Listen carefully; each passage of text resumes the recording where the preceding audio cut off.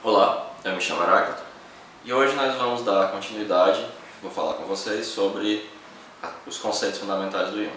Da última vez eu falei com vocês sobre o inconsciente e esse vai ser uma continuação direta desse, porque eu vou falar do inconsciente, do que o Jung chama de inconsciente pessoal e inconsciente coletivo.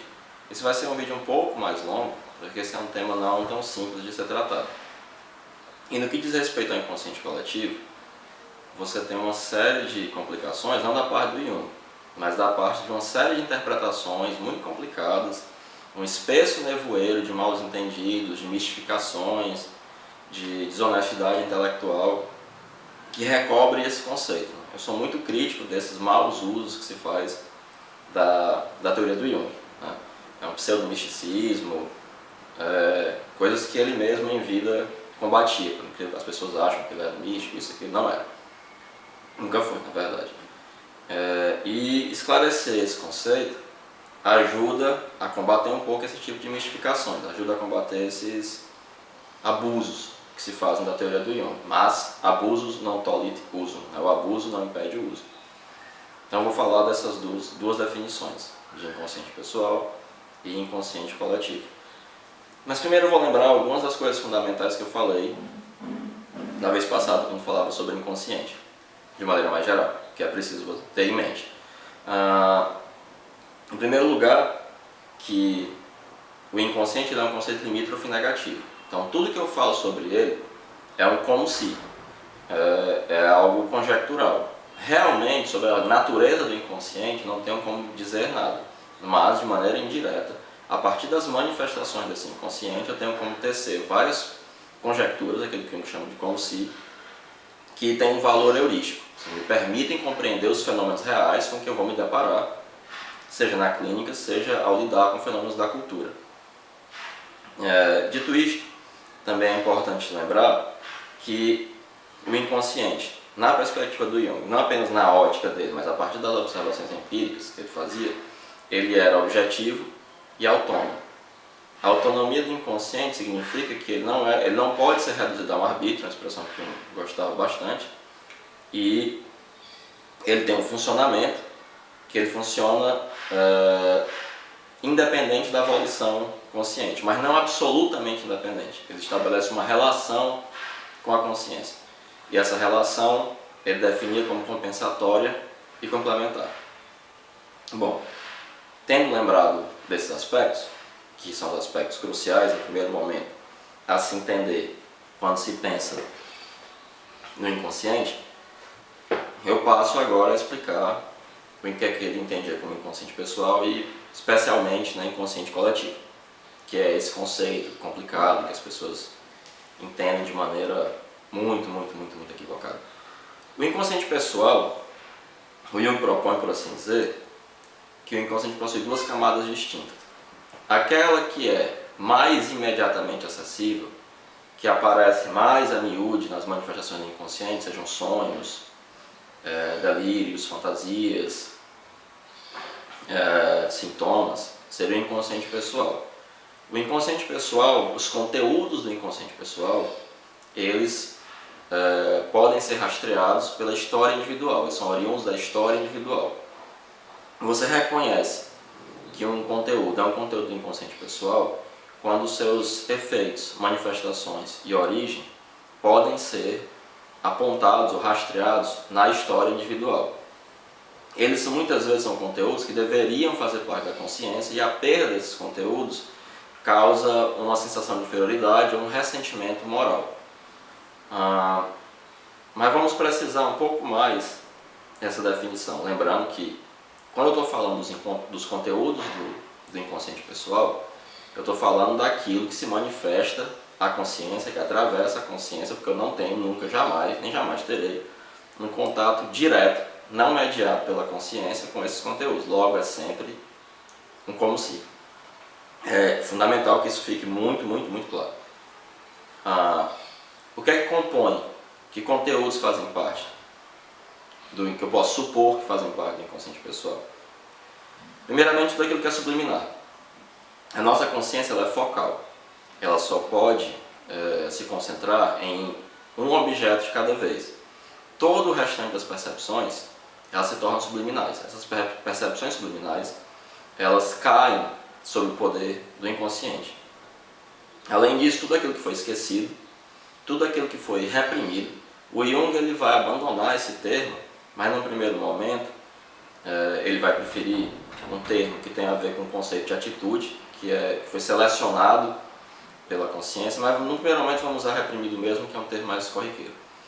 Também cai sob o poder do inconsciente, tudo aquilo que poderia ser consciente, mas não é, justamente por conta dessa diferença com relação à atitude consciente, e também aquilo que Jung chamava de neoformações criativas, que o inconsciente ele não simplesmente retém coisas que chegam a ele, ele também é capaz de se manifestar criativamente.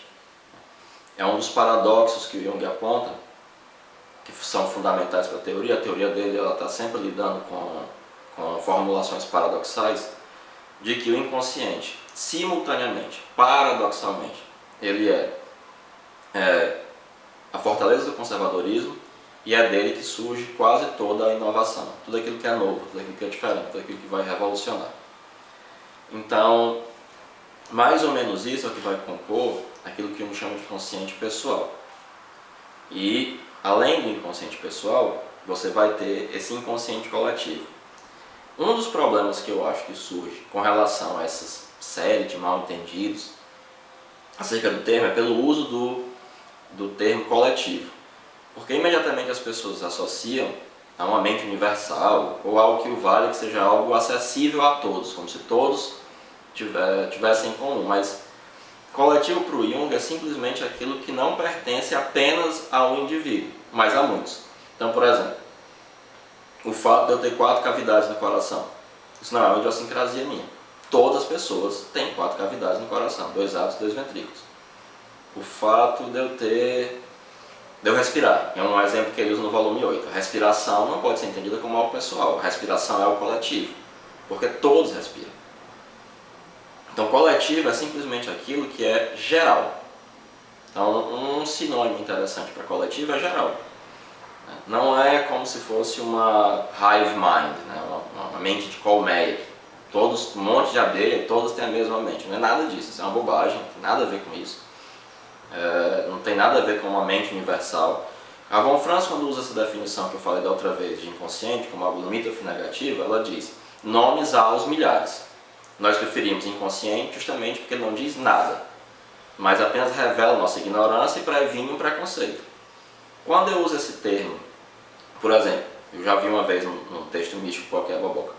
Não, inconsciente coletivo do Jung é a mente universal. A mente universal é um nome péssimo, porque dá a impressão que eu sei o que eu estou falando, mas no fundo eu não sei. No tipos psicológicos, o Jung ele fala sobre esse tipo de pensamento místico, que ele diz que é estéril e esterilizante. Às vezes eu falo isso para as pessoas ficam chocadas. Mas o Jung dizia isso? Dizia. Inclusive ele fazia piada com quase todos os misticismos da época dele. Ele era um pouco grosso. Porque ele diz o seguinte, por que é estéril? Ele usa o exemplo da parapsicologia que o povo falava em vibrações. Não, isso é uma vibração.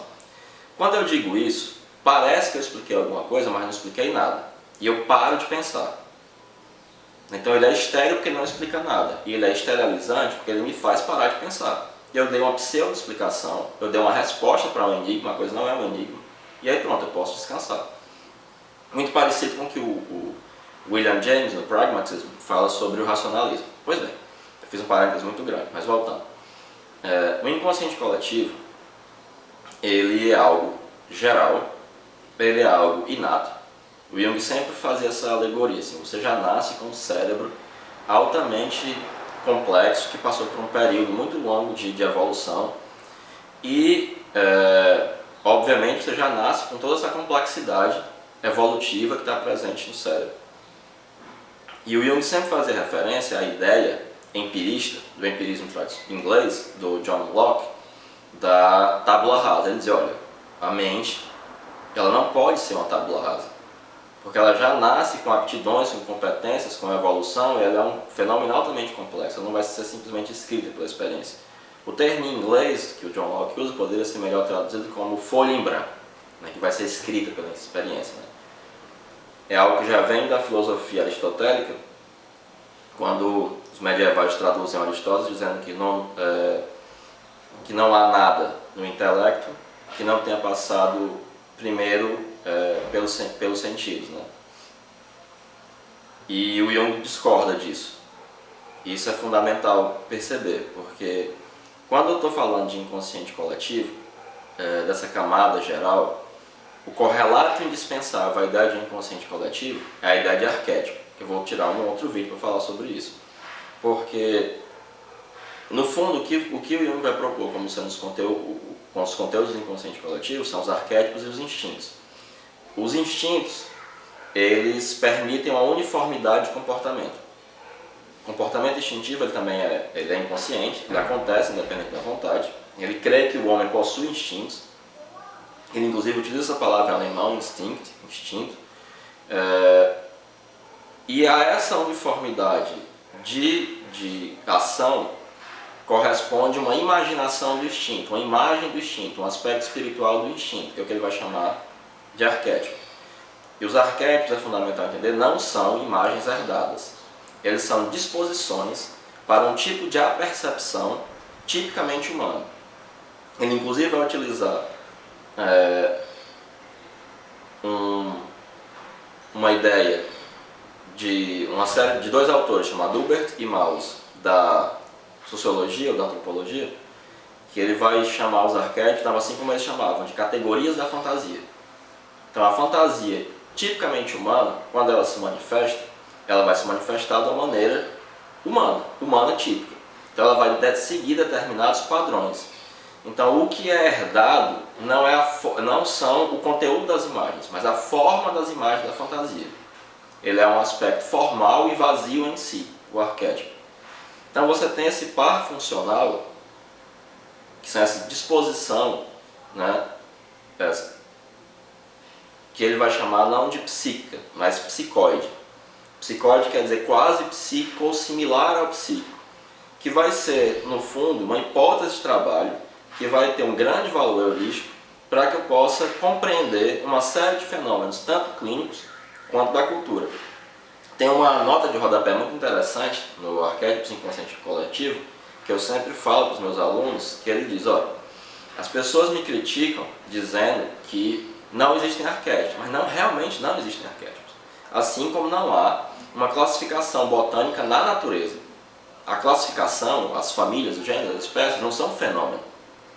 O que não impede o botânico de continuar encontrando semelhanças entre as famílias das plantas.